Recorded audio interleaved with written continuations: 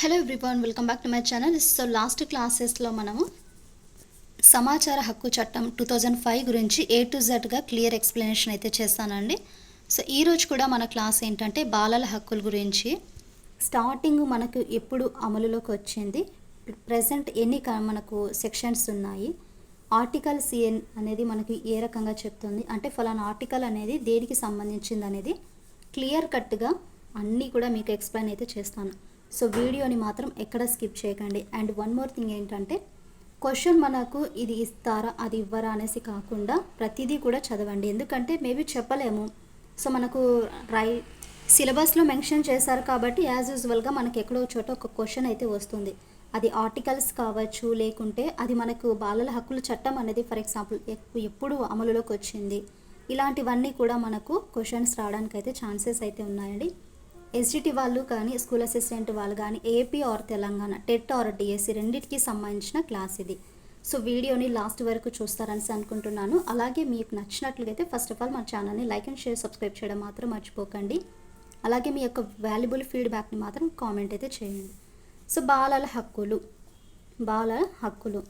1989 November 20న ఐక్యరాజ్య సమితి general assembly బాలల హక్కులపై ఒక ఒడంబడిక యుఎన్ చైల్డ్ రైట్స్ కన్వెన్షన్ను ఆమోదించింది. 1989 నవంబర్ 20న ఐక్యరాజ్య సమితి వచ్చేసి జనరల్ అసెంబ్లీ బాలల హక్కులపై ఒక ఒడంబడిక అండి, యుఎన్ అంటే చైల్డ్ రైట్స్ కన్వెన్షన్ను ఆమోదించింది. ఎప్పుడంటే నవంబర్ 20న.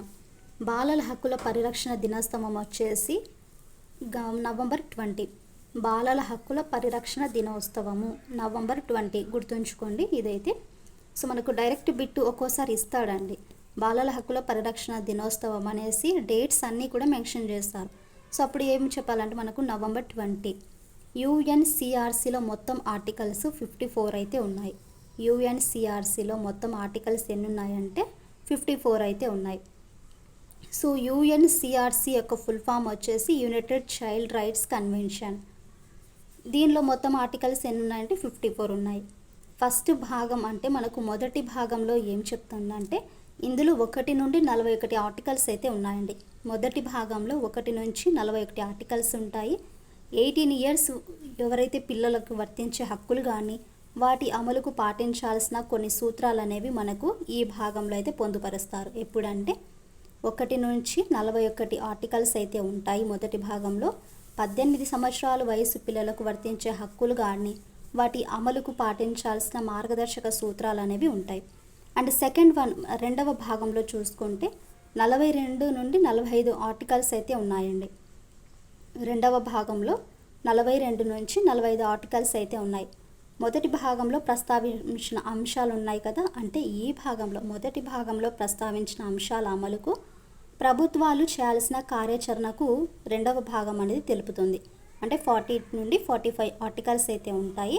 మొదటి భాగంలో ప్రస్తావించిన అంశాలు ఉంటాయి కదా, సో ఆ అంశాలు అనేది అమలుకు సంబంధించిన ప్రభుత్వాలు చేయాల్సిన కార్యాచరణకు అయితే తెలుపుతాయి. నెక్స్ట్ వన్ వచ్చేసి మూడవ భాగం. ఈ మూడవ భాగంలో 46 నుండి 54 ఆర్టికల్స్ అయితే ఉన్నాయండి. ఇక్కడితో మనకు కంప్లీట్. మూడవ భాగంలో 46 నుంచి 54 ఆర్టికల్స్ అయితే ఉన్నాయి. ఇవి దేశాలు సిఆర్సిలో చేరుటకు దానిని ఆమోదించాల్సిన అంశాలు, కన్వెన్షన్ అమలు, ఐరాస ప్రధాన కార్యదర్శి, భద్రతా నిధి వంటి అంశాలను అయితే తెలుపుతాయి. మూడవ భాగం వచ్చేసి 46 నుంచి 54 ఆర్టికల్స్ అయితే ఉన్నాయి. అండ్ దీనిలో వచ్చేసి దేశాలు ఏంటి, మనకు సిఆర్సి అంటే చైల్డ్ రైట్స్ కన్వెన్షన్లో చేరుటకు దానిని ఆమోదించాల్సిన అంశాలేంటి, కన్వెన్షన్ అమలు అనేది ఎలా ఉంటుంది, ఐరాస ప్రధాన కార్యదర్శి, ప్రధాన నిధి వంటి అంశాలను అయితే మూడవ భాగం తెలుపుతుంది. ఇది మనకు 3 భాగాల గురించి ఎక్స్ప్లెనేషన్. నెక్స్ట్ వన్ ఏంటంటే బాలల హక్కు అధికారక పత్రం. దాని గురించి ముఖ్యాంశాలు చూసుకుంటే ఫస్ట్ వన్ వచ్చేసి article 2. First of all article 2 గురించి అయితే డిస్కస్ చేద్దాం.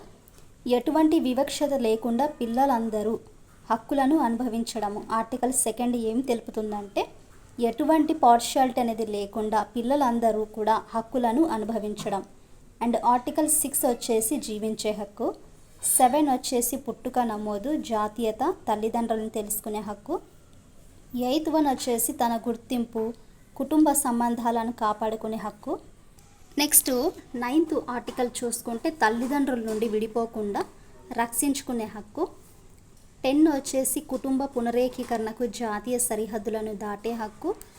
11th పిల్లలను విదేశాలకు అక్రమంగా రవాణా చేయడానికి నిషేధించడము.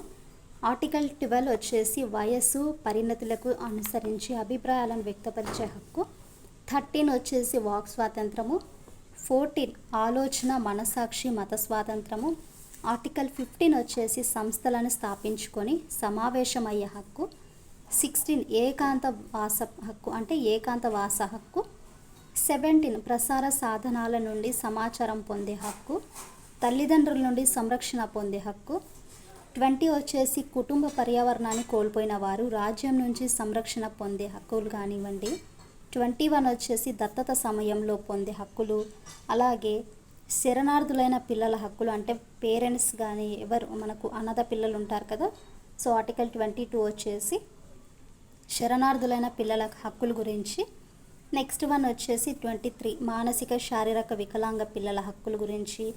అలాగే ఆర్టికల్ 24 వచ్చేసి ఉన్నత ప్రమాణాలతో కూడిన ఆరోగ్యాన్ని పొందే హక్కు, శారీరక మానసిక ఆరోగ్యం కోసం చేసే చికిత్సకు సంబంధించింది. నెక్స్ట్ 25గా చూసుకుంటే నియమిత కాలంలో సమీక్షించుకునే హక్కు. సో 25th వచ్చేసి శారీరక మానసిక 25 అండి, చిన్నపాటి మిస్టేక్. శారీరక మానసిక ఆరోగ్యం కోసం చేసే చికిత్సకు నియమిత కాలంలో సమీక్షించుకునే హక్కు. 26 సామాజిక భద్రత. 27 తగు జీవన ప్రమాణాలు. 28 విద్యా హక్కు. ఈ మోర్ దెన్ ఇంపార్టెంట్ అండి మనకు ఆర్టికల్ 28 విద్యా హక్కు అండి. 29 వచ్చేసి పిల్లల విద్యా లక్ష్యాలు. 30 వచ్చేసి జాతి మత భాషాపరమైన మైనారిటీ పిల్లల హక్కులు. 31 వచ్చేసి విశ్రాంతి వినోదం పొందే హక్కు, సాంస్కృతిక జీవనంలో పాల్గొనే హక్కు. 32 వచ్చేసి ఆర్థిక దోపిడీ నుండి రక్షణ పొందే హక్కులు. ఆర్టికల్ 33 వచ్చేసి మత్తు పదార్థాల వినియోగం, తయారీ, అక్రమ రవాణాతో భాగస్వాములు కావడం నుండి రక్షణ. ఆర్టికల్ 34 వచ్చేసి లైంగిక దోపిడీ నింద నుండి రక్షణ. 35 పిల్లల అపహరణ అంటే పిల్లల్ని అపహరించడం, దొంగిలించడం, విక్రయం నుండి రక్షణ పొందే హక్కు. 36 ఇతర రూపాల దోపిడీ నుండి రక్షణ. 37 క్రూరమైన అమానుషమైన అవమానకరమైన పద్ధతుల నుండి స్వాతంత్రము. 38 యుద్ధ సంఘర్షణ సన్నివేశాల్లో పిల్లల హక్కులు. 39 నింద నుంచి స్వస్థత పొందడానికి అవసరమైన చికిత్స పొందే హక్కులు కానివ్వండి. ఆర్టికల్ 40 వచ్చేసి క్రిమినల్ న్యాయం నందు నేరాన్ని మోపబడే పిల్లల హక్కులు. 41 వచ్చేసి ప్రభుత్వాలు చట్టాలు ఏవి కూడా పిల్లల హక్కులకు అడ్డం కారాదు. లాస్ట్ వన్ వచ్చేసి 46 అంటే ఆర్టికల్ 46 వచ్చేసి సిఆర్సి మీద అన్ని దేశాల సంతకాలు చేయడము. ఇది మనకి ఈరోజు క్లాస్లో మొత్తం 46 ఆర్టికల్స్ గురించి అయితే తెలుసుకున్నామండి. రేపటి క్లాస్లో మరికొంత ఇన్ఫర్మేషన్ భారత రాజ్యాంగం బాలల హక్కుల అధికరణాల గురించి అయితే మనమైతే నేర్చుకున్నాం. సో ఐ హోప్ మీకు వీడియోలో ఉండే ప్రతి ఇన్ఫర్మేషన్ కూడా నచ్చింది అనుకుంటున్నానండి. సో మనకి ఇక్కడ ఆర్టికల్స్ గురించి ఖచ్చితంగా క్వశ్చన్ అయితే వస్తుంది. సో క్వశ్చన్ ఏ విధంగా మనకు అడుగుతాడో తెలియదు. సో అలాంటప్పుడు కాస్త ఓపికగా అన్ని ఆర్టికల్స్ చదవడానికి అయితే ట్రై చేయండి. సో ఐ హోప్ మీకు క్లాస్ నచ్చిందని అనుకుంటున్నానండి. క్లాస్కి నచ్చితే please to like and share, subscribe to my channel.